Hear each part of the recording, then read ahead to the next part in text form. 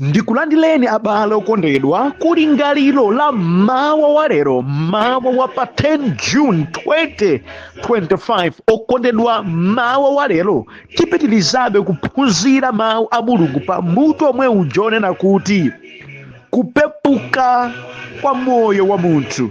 Ndipo mawa wa lero ndi phunziro namba 4 limene likuchokera pa Yakobo chapter number 4 kuyambira ndime yake namba 13 pana ndime ya namba 17. Mawu a Mulungu mchichewa cha lero akuti, tsono tamverani inu amene mumati lero kapena mawa tipita ku mzinda wakuti tikatha chaka chimodzi tikuchita malonda ndi kupanga ndalama. Chifukwa chiyani mukutero? Inu simukudziwa zimene ziti zichitike mawa. Kodi moyo wanu ndi otani? Inu muli ngati nkhungu imene imangooneka kwa kanthawi kochepa ndipo kenaka ndikuzimirira. Koma inuyo mukuyenera kunena kuti, Ambuye akalola tikadzakhala ndi moyo tidzachita zakuti. Koma mmene zililimu mukungodzitama ndi kudzikuza. Kudzitama konse kotereku ndi koyipa. Aliyense amene amadziwa zabwino zimene amayenera kuchita koma sachita, ndiye kuti wachimwa. Ameni. Mwa mawu a Mulungu amene tawerengawa titsogozedwa ndi kulingalira konena kuti amene amavomereza kapena kukana malingaliro ndi ziyerekezo angakhalenso zofuna za m'moyo mwathu ndiye Mulungu mwini. Ameni.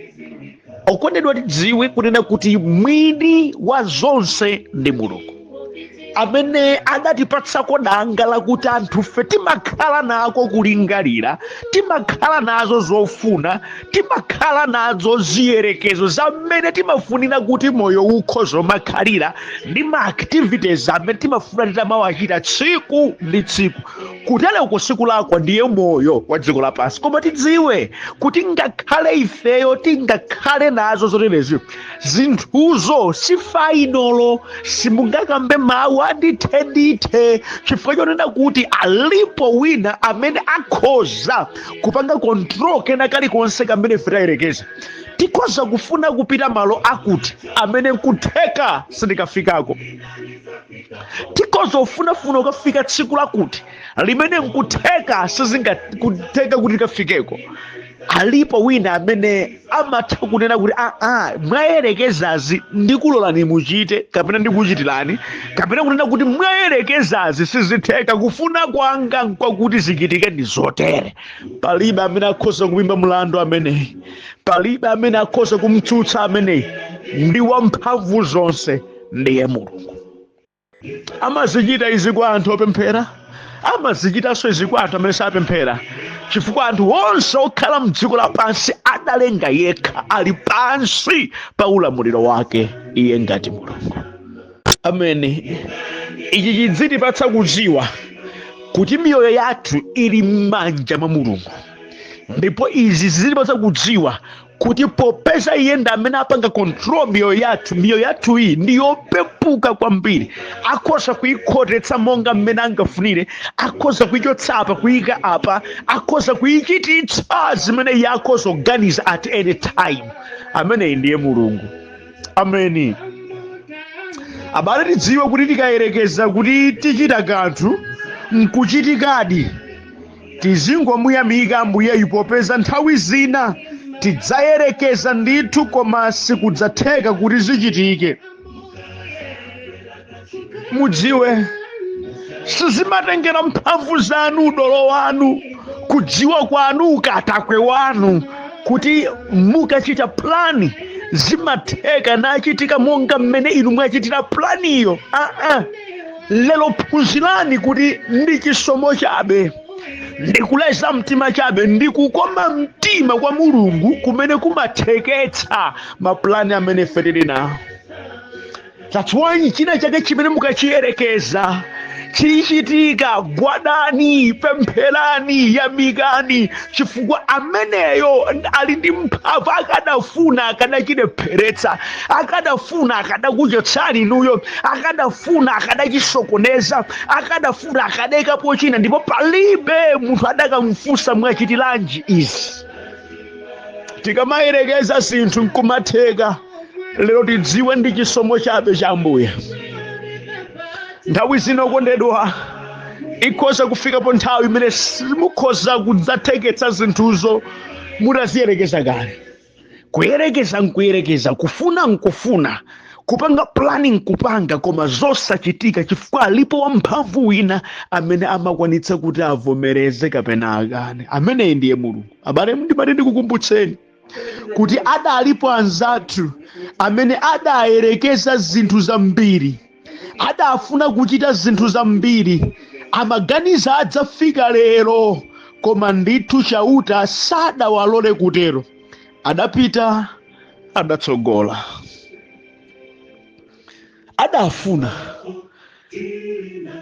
adalakalaka. Tisatipite m'mabuku awo tikapeza kuti masiku amene tikudutsa pano pawo adawapanga plani.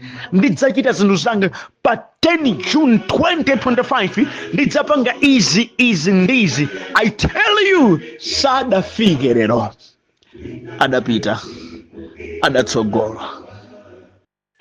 Sikuti ndochimwa kwambiri, sikuti ngosafunikira ayi, koma kuti Mulungu adawayikira malire awo nachotsa moyo wawo popeza moyo ungopepuka. Ndichifake ndikuti nanunso mukhoza kumayerekeza zinthu, mukhoza kumafuna zinthu zimene atafuna chauta sizidzachitika, sizingatheke, simudzafikako, sikudzatheka. Moyo wanu ndiopepuka kwambiri, moyo wanu ndiopepuka. Tsiku limaja bwinobwino, inunso nkuyankhula ndi wanthu bwinobwino, koma pokalowa mwafika kumwamba, moyo wanu ndiopepuka kwambiri. Abale okondedwa, ndimati ndikutsimikizireni kuti tsono inuyo musamadzitame pomanena mawu andithe, podziwa kuti moyo wa munthu ndiopepuka kwambiri. Musamanena kuti ine nzatere nkadzafika pa nzatere nzapaka. Ndiwe ndani kuti ukhoza umayankhula zimenezo azifu kuti moyo wako uli m'manja mwako? Abale, ndifeke malemba amene tawerenga akuti tidziti Ambuye akalola.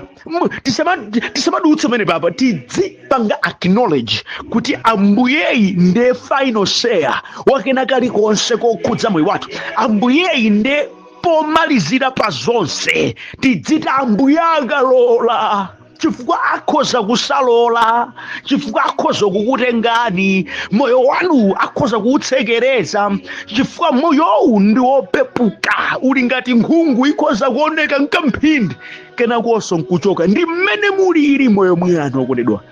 Muzonsezo okondedwa zikutionetsa kuti kukhala opanda Ambuye ndi tsoka lalikulu zedi. Kusadziwa machitachita a Mulungu ndi zikhumudwitso zambiri zedi. Mulungu wathu akufuna kuti miyoyo yathu ikhale pansi pake, ndipo izivomereza kuti imapanga operate pansi pa mphamvu ya Mulungu. Haleluya. Mawu a Mulungu amene tawerengawa tiphunziramo zinthu zingapo izi. Choyambirira, abale okondedwa, munthu alibe mawu achitsimikizo cha moyo wake. Alibe. Munthu wa mdziko lapansi alibe chitsimikizo cha moyo wake. Alibe. Ndikuti chani? Inuyo simunganene kunena kuti muzaka 5 izizi kudzacha chonchi ndidzachita izi, apa sindzadwala, apa nkainda kapaka zote. Zitsimikizo zokhazikika za moyo wanu mulibe. Mphamvu imene Yehova sadakupatseni kuti inuyo mukhoza kumakamba mwandithe zimene ziti zikuchitikireni, zinthuzo nkuchitika exactly monga mmene inuyo mmaganizira. Mphamvu iyi mulibe. Ichi muvomere. ichi muvomere. Abale, mukudziwa pakuzindikira kuti mphamvu imeneyi mulibe idzikukakamizani kukhala pansi pakutsogozedwa ndi Mulungu, kukhala pansi pakuthandizidwa ndi Ambuye, kufunafuna nkhope yake ndi mphamvu zake ndi chitsogozo chake pa moyo wathu, chifukwa mulibe okondedwa mphamvu ndi chitsimikizo cha moyo wanu. Kulibe. Simungapange decide za mmene masiku anakutsogolo adzayendera. Kulibe. Sikudzatheka kuti inuyo mukhoza kuulamulira moyo wanu kuti udzikhala chonchi, apa udutse apa utere, ndipo udzachoka nkadzafuna ine ku dziko lapansi. Ayi. Abale, nakamba kale kuti alipo wena adayerekeza moyo wawo udzakhala motere, nzeru ndithu kutero.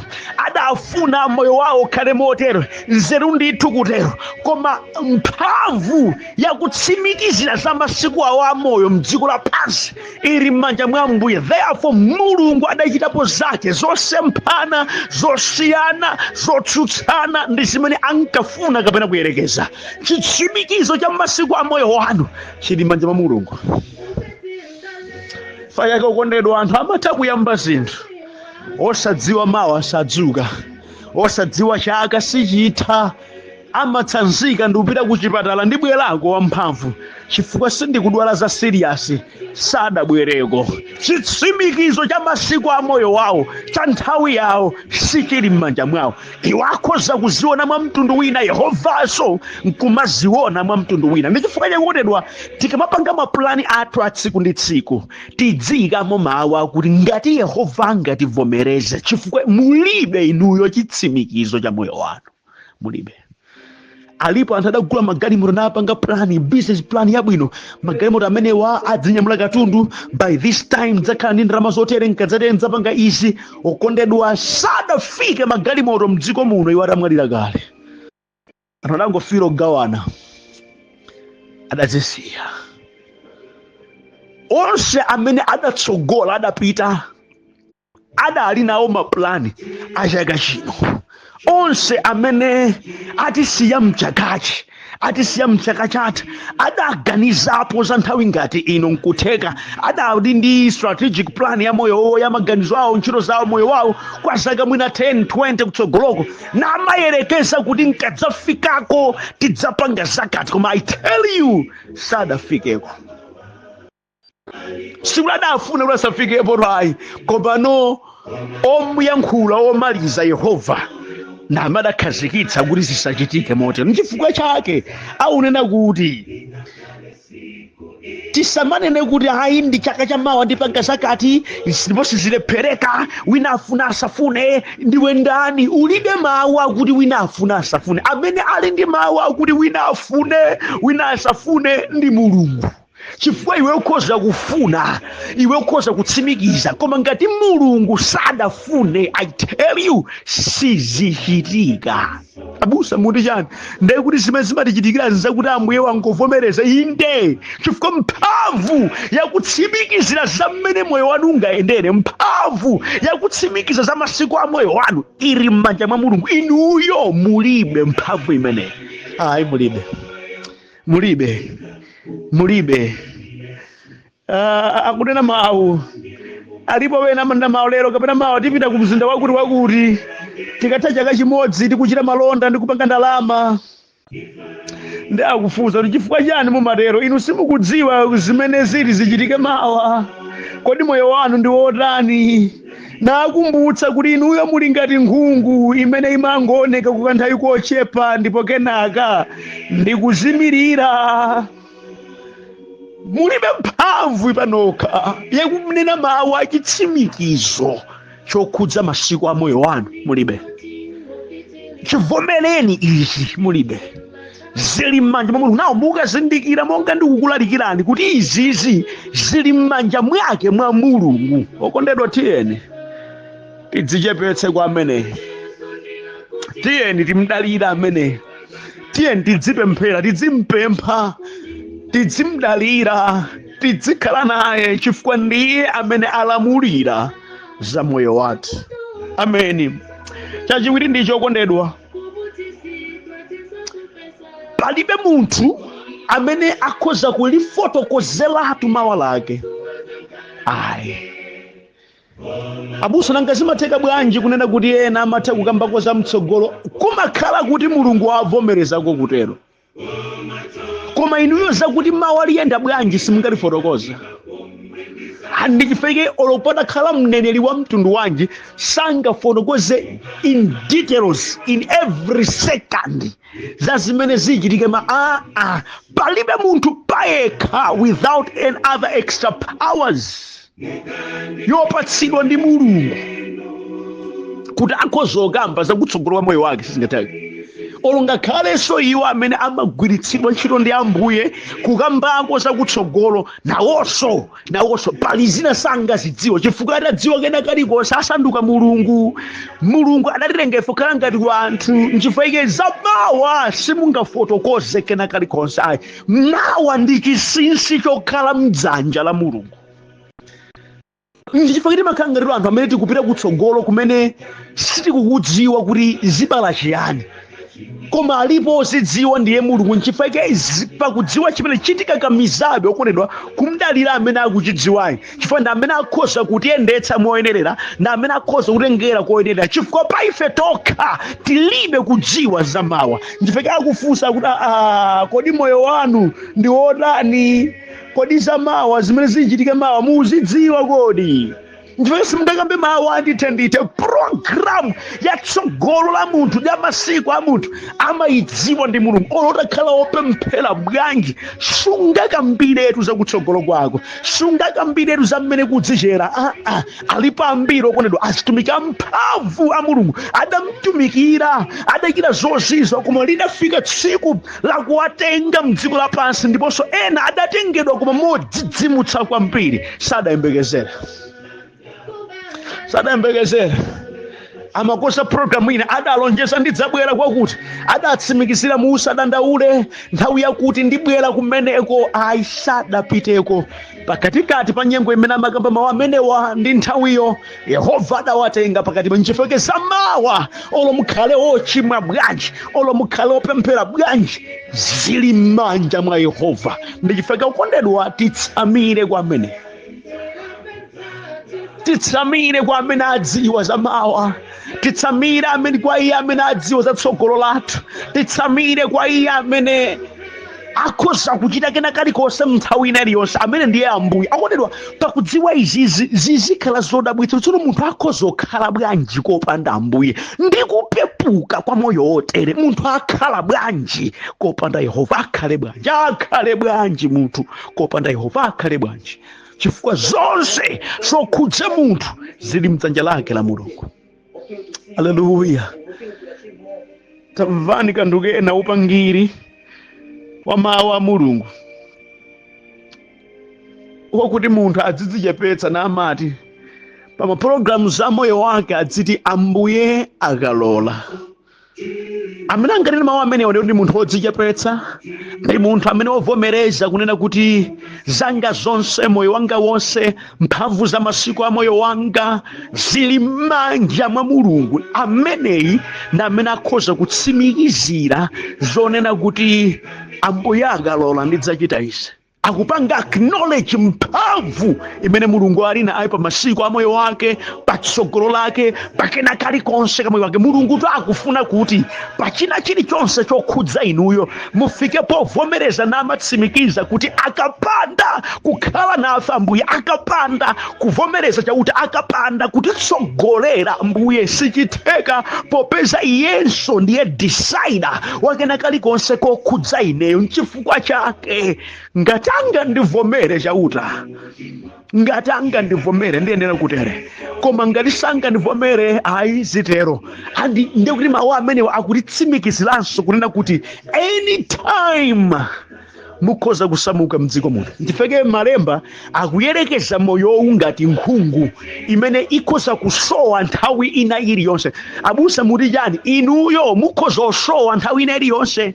Ineyo inde nanga katundu mukhoza ozisiya zimenezi uli ndo mukhoza kusi anytime mukhoza kuchoka. Moyo wanu ndi wopepuka kwambiri. Timakhala kuti Ambuye watilola, timachita kuti Ambuye watilola, koma anytime mukhoza kusuntha. Mukhoza kusuntha, mukhoza kusuntha nthawi ina iliyonse, nthawi ina iliyonse, ina ili moyo wanu ndi wopepuka kwambiri. Mukhoza kusuntha, mukhoza kusuntha. Abale, chitiphunzitse ichi kuti sikufunika kukhala ndi moyo wodzitama. Ayi, olo mutakhala otani sikoyenera mukhale munthu wodzitama.